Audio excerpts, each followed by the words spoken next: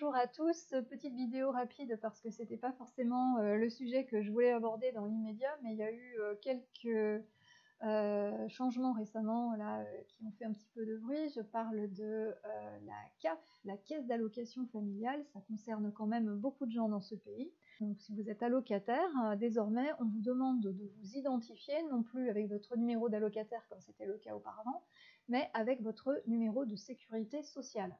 Donc le numéro que vous utilisez pour toutes vos démarches liées à la santé et aux soins.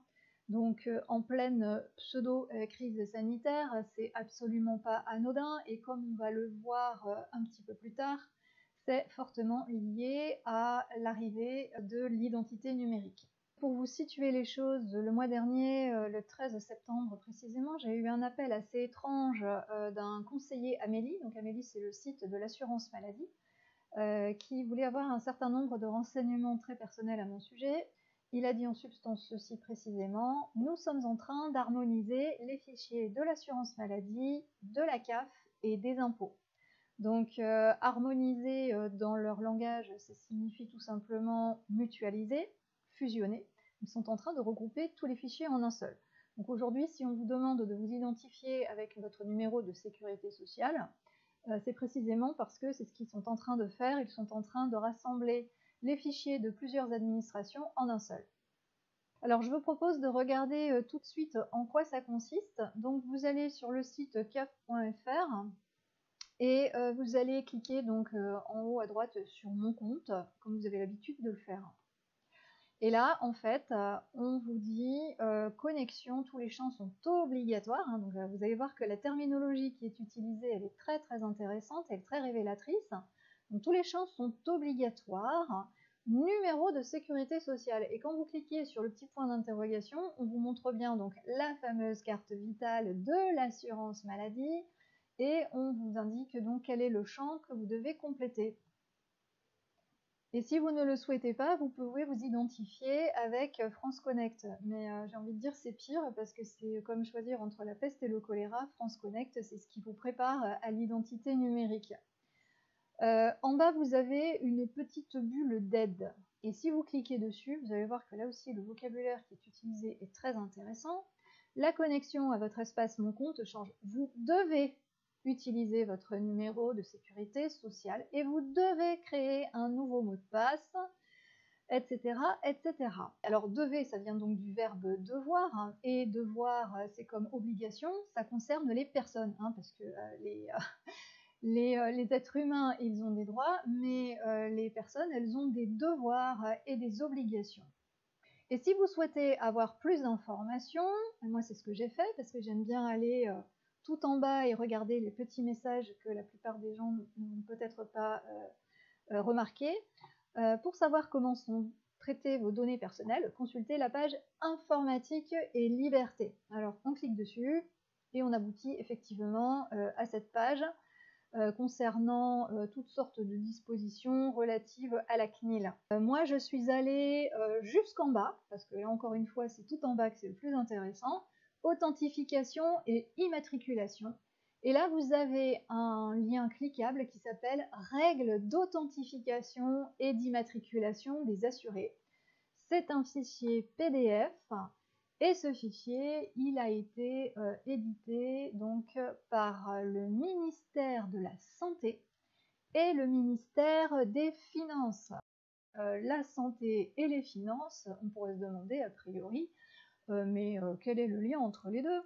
La santé, ça vient de l'intérieur, on l'a déjà d'office, on a tous un système immunitaire qui est supposé bien fonctionner. Mais alors quel est l'intérêt de rassembler la santé et les finances en un seul, si ce n'est pour l'intérêt d'une industrie pharmaceutique déjà très riche et très profitable? Regardons d'un peu plus près ce que nous dit ce document. Il nous parle donc de l'identification et de l'immatriculation des assurés. L'identification a pour but de s'assurer de l'exactitude de l'identité d'une personne. Alors là, c'est très intéressant parce que dans ce document, on ne nous parle définitivement que des personnes. J'ai fait une recherche par occurrence avec humain, par exemple, ou même être humain, et on ne trouve absolument rien. La recherche d'occurrence avec personne nous donne pas moins de 26 résultats. Donc ce qu'il faut retenir de ce document, c'est qu'il ne concerne que les personnes, donc les fameuses fictions juridiques, et ne concerne absolument pas les êtres humains. Et plus loin, on nous dit également la correspondance entre cette personne et les données d'état civil qu'elle déclare, à savoir ses noms, prénoms, date et lieu de naissance. Sachant que vos données d'état civil et de carte d'identité sont trompeuses et mensongères, puisqu'elles confondent allègrement les données de la personne juridique, donc de la fiction juridique, et celles de l'être humain, physique, biologique, puisque par exemple sur votre carte d'identité, vous avez votre stature qui figure la date de naissance, qui est la date de naissance de l'être humain physique, alors que ce qu'on devrait voir apparaître, c'est la date de signature de l'acte de naissance. Pourquoi l'administration parle systématiquement de personnes et jamais d'êtres humains? Parce que pour l'administration, les êtres humains, ça n'existe pas. Les institutions, les différentes organisations, l'administration française ne connaissent que les personnes et ne peuvent s'adresser qu'à des personnes. Alors l'argument que j'ai le plus entendu jusqu'ici, c'est oui, mais de toute façon, le numéro de sécurité sociale, après tout, ils l'ont déjà, toutes ces données, elles sont connues. Justement, c'est l'occasion de se demander pourquoi ils nous demandent de les saisir nous-mêmes. Pourquoi est-ce que là, on vous demande vous-même de saisir votre numéro de sécurité sociale et de définir un nouveau code de connexion qui va donc sécuriser cet accès, qui va en quelque sorte servir de signature électronique? Pourquoi est-ce qu'ils demandent à ce que ça soit vous qui fassiez cette manipulation?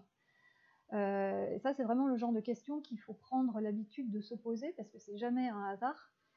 La réponse, je vais vous la donner tout de suite, parce qu'ils ont besoin de votre participation active. Ils ont besoin que ce soit vous qui effectuiez cette manipulation de votre propre initiative, parce qu'ils ont besoin de vous amener progressivement à l'idée que c'est vous qui allez faire ce qu'ils vous demandent, que vous allez donc utiliser votre libre arbitre, que vous allez accorder votre consentement très précieux, parce qu'à chaque fois que vous faites une manipulation, que ce soit de taper sur votre clavier ou d'écrire à la main, vous accompagnez ça d'une énergie, vous accompagnez ça d'une intention, vous l'ancrez dans le réel et surtout, vous utilisez votre libre arbitre de façon à ce que, en face, ils utilisent toutes ces données et toutes ces actions que vous faites délibérément pour les retourner contre vous. Comme ça, c'est vous qui portez la charge de leurs méfaits. Et puis, c'est pas eux. Pour ma part, c'est très simple, je n'obéis plus à tout ce que l'administration attend de ma part. Je ne remplis certainement aucun formulaire, je ne remplis aucun papier, je ne signe rien. Et je leur ai même envoyé un mail pour leur signifier de façon très ferme mon non-consentement, mon refus de participer à cette fusion des fichiers. S'ils veulent que mon numéro de sécurité sociale figure sur mon compte, ils n'ont qu'à faire la manipulation eux-mêmes, mais moi je refuse de participer activement à tout ça et de leur donner le bâton pour ensuite mieux me faire battre. Alors je vous montre rapidement le mail que j'ai envoyé, parce que je vais vous mettre la copie dans la description et puis vous pourrez vous en inspirer si vous souhaitez l'utiliser. Donc dans ce mail, eh bien, je confirme mon non-consentement au traitement de mes données. Je cite quelques articles du RGPD, l'article 18 et l'article 21. Je leur rappelle que je ne souhaite pas que mes données d'allocataire soient croisées avec celles de l'assurance maladie, notamment lorsque cela concerne un éventuel traitement médical supposément obligatoire, hein, donc vous voyez à quoi je fais référence. Et puis, pour le cas où l'envie leur prendrait de violer mes droits fondamentaux, je leur rappelle également l'article 226-17 du Code pénal, le fait de procéder ou de faire procéder à un traitement de données à caractère personnel est puni de 5 ans d'emprisonnement et de 300 000 € d'amende. Et je remercie donc Fred Danger qui avait partagé ce mail qu'il a envoyé à la CAF sur un site dédié à la souveraineté, que j'ai remanié à ma façon, et qui va également faire l'objet d'un courrier recommandé. Je ne collabore pas et je ne consens pas à ce que mes données soient traitées, fusionnées dans un fichier unique. Je ne vais pas leur donner ce qu'ils veulent de manière à ce que ça se retourne plus tard contre moi. Et si jamais vous doutez que tout cela a un rapport avec l'identité numérique des individus, je vais vous partager un petit article de la société Thales. Société à but très lucratif cotée en bourse, qui a publié au mois de juillet l'article suivant concernant l'identification numérique des individus. Et on voit en fin d'article que l'objectif, c'est permettre aux citoyens de prouver qui ils sont. Alors, ça, c'est assez extraordinaire parce que vous voyez que ça fait le lien avec le petit document PDF que je vous ai montré tout à l'heure, qui concerne uniquement, évidemment, les personnes. Alors, prouver qui on est. C'est-à-dire que moi, aujourd'hui, là, en tant qu'être humain, je ne suis pas habilitée à dire qui je suis. Il faut que quelque chose d'extérieur qui a été approuvé et accordé par une autorité extérieure dise à ma place qui je suis. On est directement dans la question centrale et fondamentale de l'identité de l'individu, mais plus encore de l'identité de l'être humain.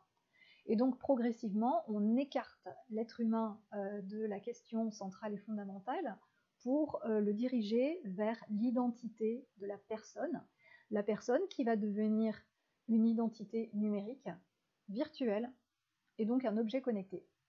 Donc voilà, c'est tout pour aujourd'hui concernant la CAF. Tant que j'ai pas de réponse à mon mail et à mon courrier, et tant que je n'en sais pas plus sur ce qu'il compte faire avec cette fusion des fichiers, en tout cas, tout ça m'a convaincu que je dois accélérer mon processus d'émancipation. J'avais déjà des plans concernant l'assurance maladie. Ben, je crois que là, je vais pouvoir leur envoyer mon courrier de résiliation définitive de ce sévice public, hein, parce qu'il s'agit bien d'un sévice au point où on en est rendu. Et j'ai d'ailleurs d'ores et déjà, vous voyez ici, flingué la puce de ma Vitale, hein, donc je l'ai perforée comme ça.